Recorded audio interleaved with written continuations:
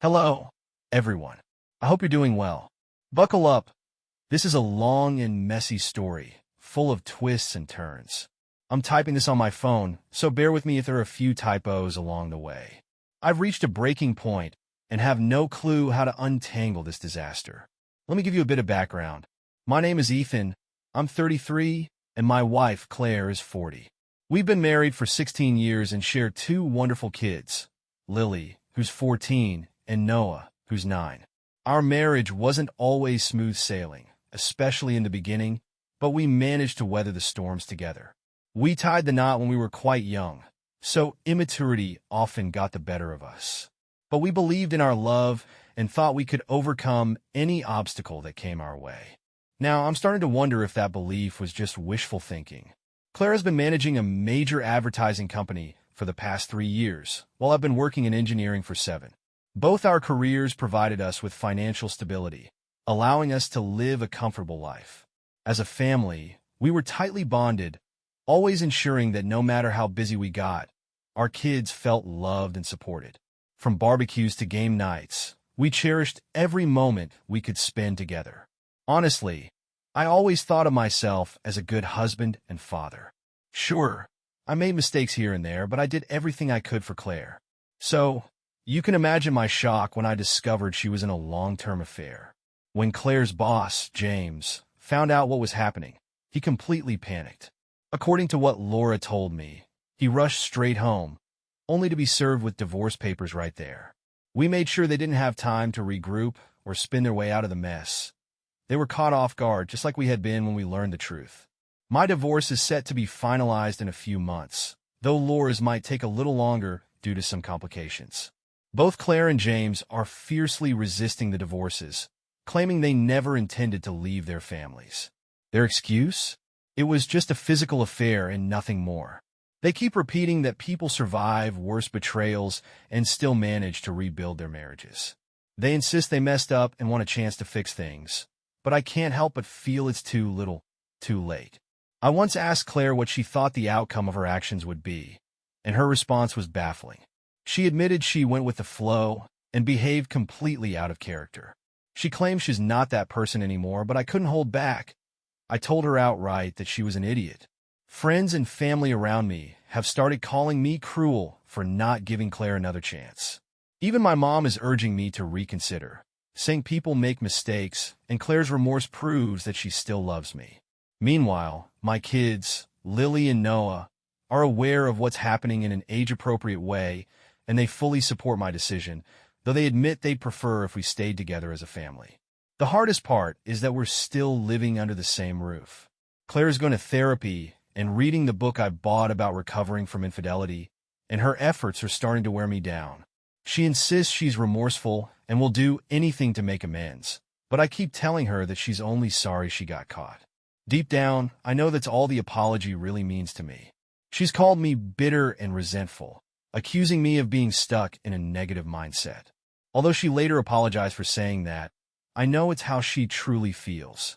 The tension has only grown worse because I'm still in contact with Laura. Claire hates that we talk, convinced that Laura and I are plotting revenge or that she's the reason I won't give Claire another chance.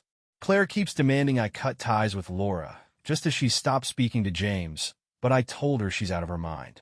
I've done nothing wrong, and her opinions no longer hold any weight in my life.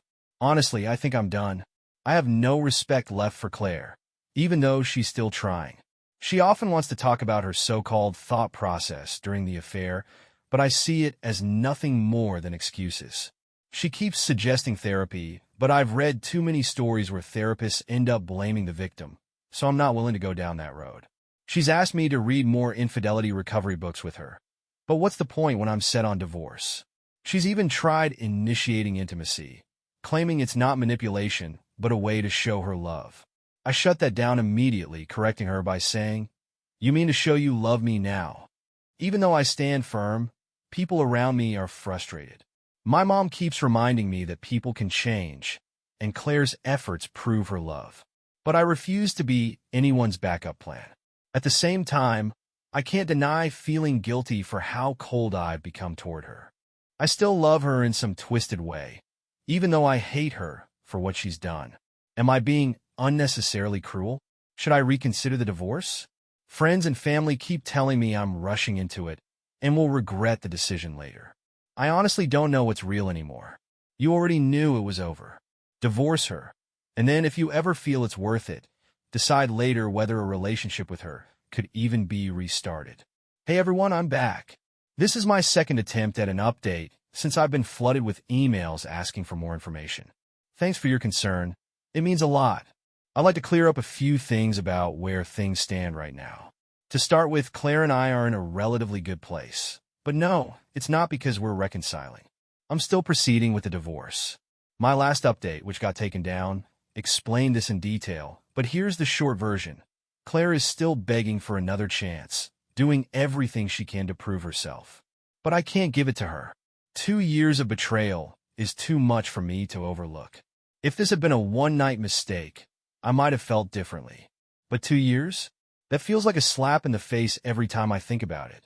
Out of fairness, I've attended a few therapy sessions with her. Despite everything, I'm not a monster. I still love her, even if I don't want to stay married. One session really helped me see that Claire is genuinely remorseful. She hasn't handled the fallout perfectly, but I can tell she's putting in real effort to change. Another session, however, turned into a disaster. Claire was furious that I still talked to Laura and kept accusing me of planning a revenge affair. That session brought out the angriest side of me. We had a massive argument afterward because I refused to cut contact with Laura, as Claire demanded. That was only resolved when I promised her, calmly but firmly, that there would be no revenge affair. I know I don't owe Claire anything at this point, but until the divorce is finalized, she's still my wife, and I intend to honor my commitments in that regard. I've continued attending therapy with her, not because I secretly want to save the marriage, but to see her progress firsthand. Once the divorce is final, I plan to step away gracefully and let her continue on her own. As for Laura, she's still moving forward with divorcing James, despite his constant attempts to fight it. Laura and I remain in contact and lean on each other during low moments. Our connection is strictly platonic. She's a strong, independent woman who's refusing to tolerate any more nonsense from her husband. My kids, Lily and Noah, are doing well. We've made sure they understand that a divorce doesn't mean we love them any less. They don't want the divorce, of course, but they understand why it's happening, at least in a way that's appropriate for their ages. Claire no longer works for the advertising company. She resigned shortly after I served her the papers. She claims she's had no contact with James since then and has followed advice from support groups to help save the marriage. I've also been reading a lot from others in similar situations. Initially, I couldn't understand why anyone would stay with a partner who cheated, but seeing Claire's efforts has shed some light on it. She's not a monster.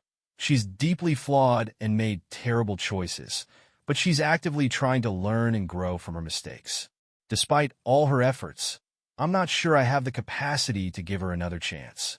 The closer the divorce gets to being finalized, the more at peace I feel. Recently, we had a long conversation where Claire asked me to consider the possibility of giving her a chance after the divorce. She even offered to sign a post-nup with stringent conditions. I wasn't entirely opposed to the idea, but made it clear that it would take an extraordinary amount of time and effort for me to even consider it. She seems willing to try, but honestly, I don't see how it would benefit either of us.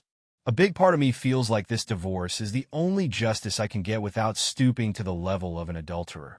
As for my mom, we've reconciled after I revealed more details about Claire's affair. Now, she's livid with Claire and unsure how to even face her. I'm struggling to navigate that dynamic. I didn't plan to post here again until my divorce was finalized, but I'm furious today and need to vent. As many of you know, Claire is paranoid about me having a revenge affair, especially because I'm still in contact with Laura. Claire's paranoia about a revenge affair has reached new heights, especially when she compares herself to Laura, the other betrayed spouse. Laura, being younger, stunningly attractive, and a successful business owner, only deepens Claire's insecurities. She's convinced that I'll succumb to temptation and seek revenge by starting something with Laura. What infuriates me the most is Claire's nerve to give me the two wrongs don't make a right speech. The hypocrisy is staggering.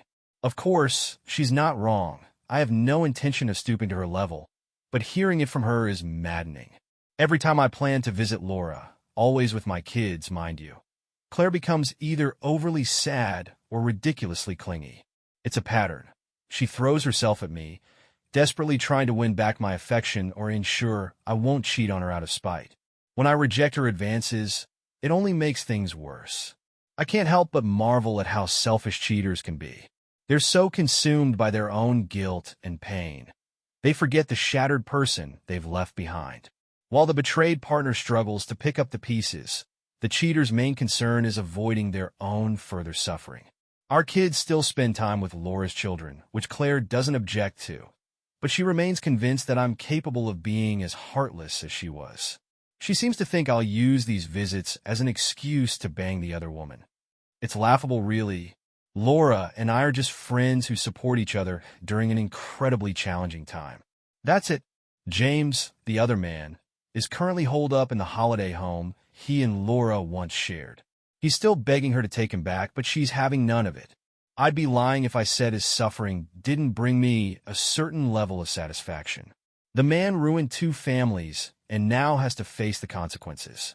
Interestingly, he avoids me completely, knowing how much leverage I have over him. He only visits his kids when I'm not around, which is a decision I respect, even if I pity the man for the mess he's made. Meanwhile, Claire has been pouring on the apologies and affection, but I've remained indifferent. I'm not in a good place, and I've reached the point where the rage I feel is becoming overwhelming. We have another therapy session today, and I'm seriously considering unloading all of this hurt and anger in that session. I feel like I need to, even if only for my own sanity. I'm checking back in. There's not much that's drastically new, but a few recent developments are worth mentioning. First off, reading through my previous posts and your messages has reminded me how invaluable this community is. The support and insight here have helped me navigate this chaos and understand my own feelings better. During a recent therapy session, Claire asked me to give her more time to prove herself, to show she's worthy of another chance. She had plenty of reasons why I should at least try to participate in rebuilding our marriage, though she clarified that she wasn't asking for reconciliation yet. I listened but stood firm, reminding her that she's only trying now because the affair blew up in her face. If she were still seeing James, none of this effort would exist. I told her she had emotionally abused me for months, and I'm not someone who lets others walk all over them, even if it's someone I love. To her credit, Claire acknowledged her wrongdoings and apologized once again. She promised, as she's done many times before, to spend the rest of her life proving through her actions that she's truly remorseful and would never hurt me again. For the first time, Claire opened up honestly about her feelings during the affair. She admitted that it stemmed from her own deep insecurities and jealousy of Laura. The affair made her feel desired and beautiful, boosting her fragile ego. She confessed that it was all a fantasy, one that was never meant to last, and that she hardly thought about the consequences until everything came crashing down. This candid admission surprised me. It made me understand, at least a little, where her head was at during those 2 years. But it doesn't change the reality of what she did or the damage it caused. She seems genuinely willing to face my anger and endure whatever it takes to repair the relationship, but I'm still not sure if that's enough.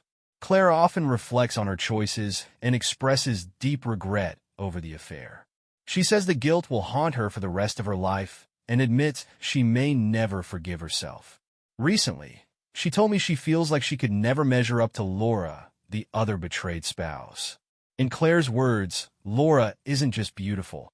She's also a woman of integrity. Despite everything, Laura has never said anything cruel to Claire or threatened her. Claire confesses that her insecurities and my anger fueled her fears of me cheating in retaliation. During a recent therapy session, the therapist posed an interesting question.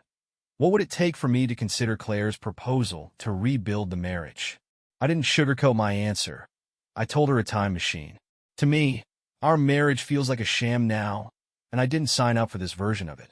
The therapist countered by saying that all marriages face challenges, whether it's infidelity or loss, and how we handle those challenges determines the strength of the marriage.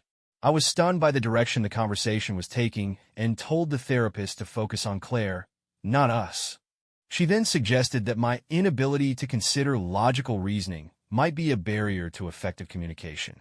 I didn't argue, but I found it frustrating. On the way home, Claire and I had a long talk. She asked me if her affair had left me feeling emasculated, a question she'd never asked before. I admitted that it had.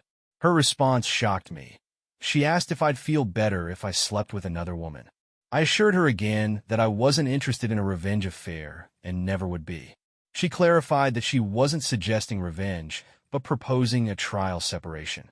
She suggested I explore the dating world to get my mojo back while she remained faithful, waiting for me to decide if I wanted to return to the marriage. I couldn't believe what I was hearing. Claire seemed desperate before, but this idea was a new level of bizarre. I asked her how this arrangement would benefit our marriage, given that it sounded like permission for us to have affairs. She argued it wouldn't be an affair, since we'd be separated under clear conditions, allowing me to see other people. She even said it was a risk she was willing to take since we were divorcing anyway. In her mind, this might help me see what the world has to offer and decide if the marriage was worth saving. I rejected the idea immediately, finding it wildly out of character for her to even propose such a thing. Over the past few weeks, Claire has been oddly calm and patient, almost like a completely different person. It's disarming, but I remind myself not to trust her too much for my own sake. What's even more unusual is her generosity in the divorce proceedings. While divorces can often turn ugly, ours has remained civil. Claire has agreed to a fair division of assets, and I've ended up with slightly more than half. She's been candid about her motivations, confessing that I've been a great husband and father, and she feels I deserve more given what she did. That said, I remain cautious. I've read too many stories where the seemingly generous party suddenly turns hostile when things don't go their way. For now, though, it's been remarkably amicable, and I'm grateful for that. Hello again, everyone. I've got another update for those of you who have been following the saga and offering support. First, let me say thank you to those who've reached out. It's meant a lot to me. Claire and I have decided to spend one last holiday together as a family for the kids' sake. It's not something I'm doing for her, but for Lily and Noah. They deserve happy memories, even as our lives shift. Claire, of course, still hopes this will lead to reconciliation, but I've been clear that the divorce is moving forward and will be finalized by mid-February. We've split everything evenly, though Claire's generosity has left me with a slightly better share. She's been transparent about her reasons, stating she feels I've earned it through years of being a good husband and father. It's a strange dynamic, navigating her remorse while knowing the end of our marriage is inevitable. Recently, I stopped attending therapy with her. It was giving her false hope and creating mixed signals, which wasn't fair to either of us. Claire has confessed multiple times that she feels an intense desire to be intimate with me again, believing that reconnecting physically might help rebuild some of the emotional bond she shattered. She's been persistent, borderline relentless, in trying to initiate intimacy. Claire wasn't someone who initiated intimacy often before all this, so her sudden eagerness now feels jarring. At first, I found it upsetting, almost manipulative, that she's trying so hard. Over time, I began to appreciate her acknowledgement that this was a sensitive issue for me and her efforts to address it. Even so, I've continued to reject her advances, but she remains persistent. She adamantly insists this isn't about reconciliation. It's about wanting me to feel good and desired. Recently, I've chosen to cut off contact with Laura, the other betrayed spouse. Things between us were becoming more personal than I was comfortable with, and I needed to step back. Someone once pointed out that my interactions with Laura resembled a revenge affair, and while I initially dismissed the idea, I've realized they weren't entirely wrong. The wake-up call came when Laura admitted she had feelings for me and expressed a desire to see where our relationship might lead.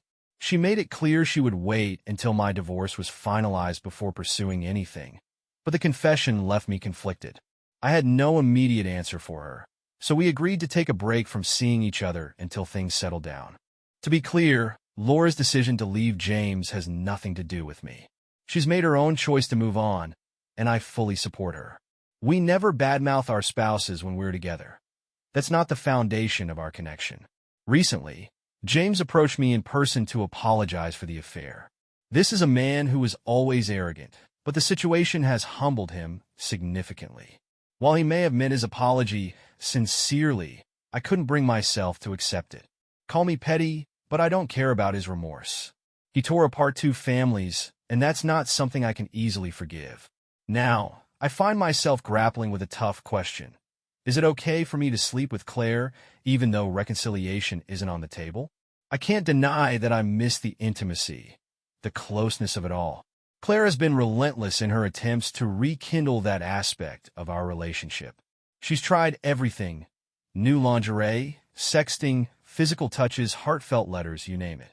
She even went so far as to destroy, burn, and replace anything in the house that had ties to her affair with James, all without me asking.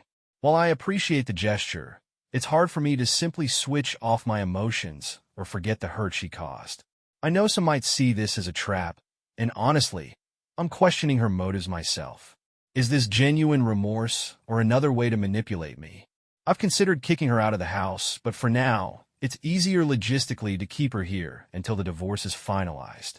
Little lost student. If you're truly done with her, don't sleep with her. It will only add confusion for you and fuel her hope of reconciliation. She's hanging by a thread, and while she claims intimacy won't change anything, deep down she knows it's her last chance to win you back. If you're certain this marriage is over, draw a clear boundary. Spend the holiday together for the kids, but don't complicate things further. Separating couples need clarity, not messy entanglements. It's finally dawned on me, and I need to get this off my chest. For a long time, I thought I wasted all these years on a woman who turned out to be worthless. But then I realized something. Claire gave me two amazing kids and countless memories I'll cherish forever. For that, I'm grateful. But at the same time, I've come to terms with something I've been avoiding for too long. I can do better. I deserve better. Claire's betrayal tore me apart. She made me feel small, inadequate, and unwanted, all because another man gave her attention. She invested her energy into someone else while leaving me to shoulder the emotional burden of our family. And now that she's losing me, she's putting all her effort into saving what's left. Now she's focusing on making me happy, on making us work. Where was this energy before? Why now, when it feels too late? Even sexually, it's clear how much I've missed out on. Reading through her texts with James gave me just a glimpse of how graphic and passionate their encounters were. So unlike what we shared. The sex Claire and I had before the affair was decent, but it was never extraordinary. Yet now, she's suddenly willing to pull out all the stops to show me how much she loves me. It's hard not to feel bitterness about the stark contrast. Claire's actions now speak volumes to me. She gives me the space I need and supports whatever I choose to do, something she never did before. Back then, it was always about her needs, her attention, her satisfaction. Now, she respects my boundaries and goes out of her way to reinforce them. She finally treats me like the king I always wanted to be in her eyes, but it only came after I knocked her off the pedestal she put herself on. It's strange. She's become the ideal version of the woman I always wished she could be, but it feels fleeting. Now she's completely transparent about everything. She's brutally honest, even when it's painful for her or embarrassing. I've never seen anyone carry so much visible shame in their expression before. She looks miserable, even when she tries to hide it. Every time I remain distant or unresponsive to her efforts, I see the hopelessness in her face. It makes me hate myself sometimes, but I can't help but feel that it's necessary. Still, I question why I can't see these changes as positive. Why can't I judge her for who she is now, instead of who she was during the affair? She's remorseful, clearly so. And don't people sometimes come back stronger after long-term affairs? I've read stories about it. So why am I letting my emotions dictate my decisions instead of taking a more rational approach? One thought lingers in my mind. Someone else will get this better, improved version of Claire, while I venture into an uncertain future. Shouldn't I fight for what could be a promising second chance with her? Then again, the answer becomes clear when I remember the core of my values. I will not tolerate disrespect. Maybe I was willing to forgive early on in the chaos of discovery, but I quickly woke up to the reality that her betrayal crossed an irreversible line for me. To all those who have messaged me or followed my story, here's where I stand now. I've decided to fully move on. I'm going to enjoy this Christmas with my family, our last one together, and then cut ties with the idea of Claire entirely. I've stopped listening to the excuses I've created in my head to justify her control over me. We're over for good. I don't hate Claire. She's not a villain. I genuinely want her to find happiness. But that happiness won't be with me. She's shown me, through her actions, that our chapter together is closed. On a different note, I called Laura, the other betrayed spouse, and invited her to dinner after the holidays. I owe her thanks for the support she gave me when I hit rock bottom. She graciously agreed, saying she'd love to.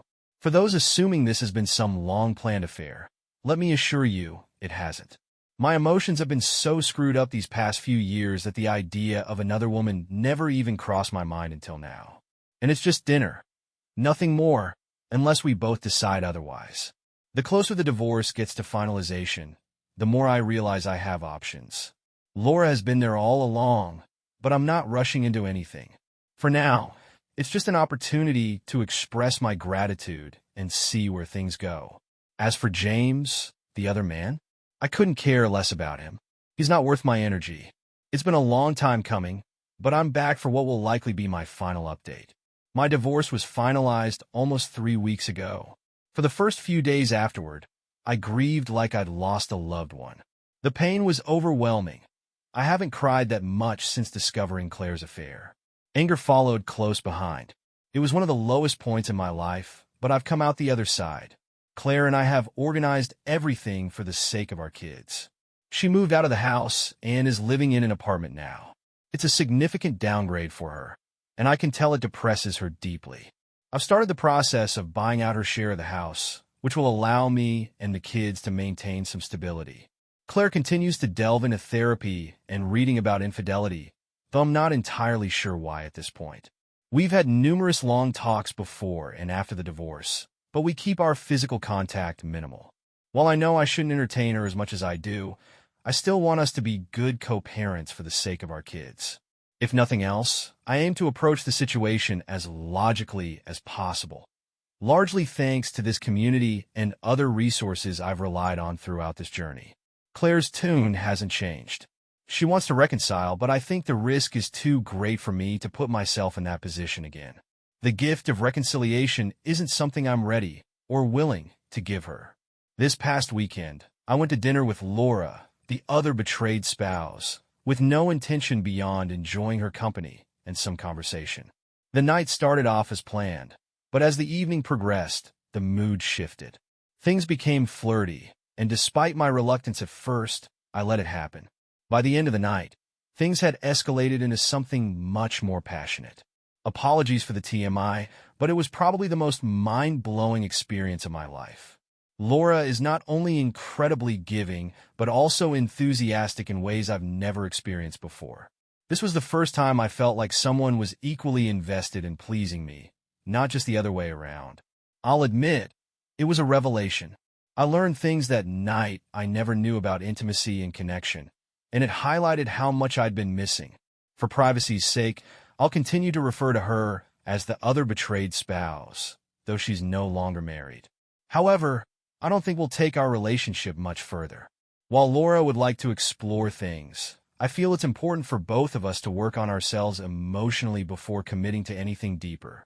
That said, the night helped me immensely with my residual self-esteem issues. For the first time in years, I felt truly desired and alive. It was eye-opening to realize what I'd been settling for and to promise myself never to do so again. Robotic, half-hearted intimacy is something I'll never accept again.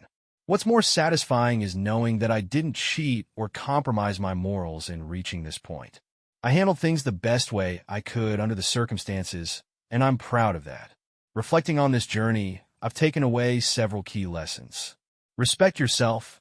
Never tolerate disrespect from anyone, even those closest to you. Don't settle. Everyone deserves a fulfilling, healthy relationship. Don't accept scraps of affection or effort from your partner. Sexual compatibility matters. A healthy, vibrant sex life is crucial in a committed relationship. If your partner isn't meeting your needs or making the effort, have a serious conversation. And if they invested their energy into someone else during an affair, do not settle for less. Communication is key. Clear, open communication is vital for any relationship, and even more so in recovery. Self-healing is personal. No one can fix you except yourself. It took me a long time to understand that, but I'm better for it now. I've received a flood of emails from people checking in on me, and I appreciate your concern. I've intentionally stayed away from anything involving infidelity because the trauma still triggers me at times. That said, I'm okay. No disasters, no vanishing acts. I'm just moving forward. Laura, the other betrayed spouse, is still my girlfriend.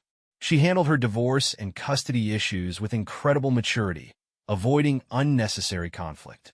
However, there's some friction between the kids. We're doing our best to address this through therapy and open communication, ensuring they feel heard and understood. There's tension in other areas too. My ex and Laura despise each other, which creates uncomfortable moments at shared events. Claire still wants a second chance and blames Laura for clouding my judgment about reconciling. Her desperation escalated recently at a 4th of July party where she tried something dramatic to get my attention. I shut it down, but not firmly enough, it seems. Laura is patient, but understandably growing tired of Claire's antics. What baffles me is Claire's sudden devotion. When I treated her better than anyone else in my life, she acted indifferent. Now that I've moved on, she's practically doing backflips for a chance to win me back. It's infuriating and oddly sad at the same time. Laura and I are fantastic. If I'd known a woman like her existed earlier, I might have pursued her years ago. She's shown me what a healthy, loving relationship looks like. While I still struggle with doubts and trauma from my past, Laura has been a phenomenal partner, supporting me every step of the way. I've fallen deeply in love with her. We're taking things slowly and keeping our relationship private, involving the kids as little as possible. But they know we're dating.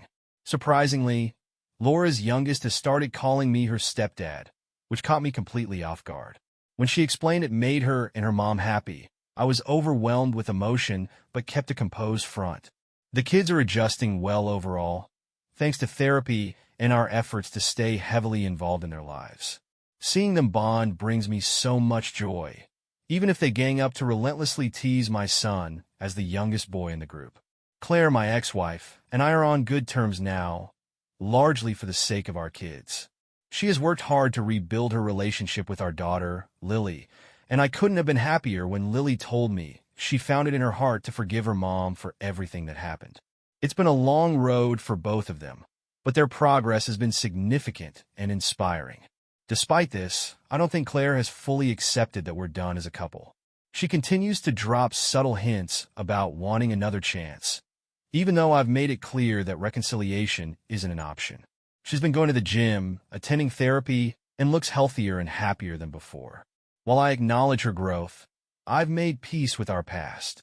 Her inability to let go is her burden, not mine. Interestingly, Claire has started talking more with Laura, the other betrayed spouse. Their exchanges are civil, though Laura approaches them with justified skepticism. Given everything that's transpired, I think that's wise. As for James, the other man, he's a disaster. I underestimated how much of a mess he would become. The guy has all the money in the world, but no sense to back it up. He's dating someone new now, but his kids despise her, and they're not shy about letting him know. I don't care for her much either. She strikes me as materialistic, selfish, and indifferent toward his daughters, which makes her presence in their lives all the more unfortunate. To wrap things up, I'll say this. We're doing better than okay. At the beginning of this journey, I had doubts about whether this was the right path. But thanks to the effort and support of everyone involved, things have turned out far better than I could have hoped. It's not a happily ever after, but it is a genuinely happy now, and that's enough. Thank you all for following my story and offering your insights, support, and encouragement along the way. This hasn't been an easy journey, but I've come out stronger, happier, and more at peace than I ever thought possible. To anyone in a similar situation, remember, respect yourself, set boundaries, and never settle for less than you deserve. Healing takes time, but it's worth every step. For now, I'm signing off and moving on with my life.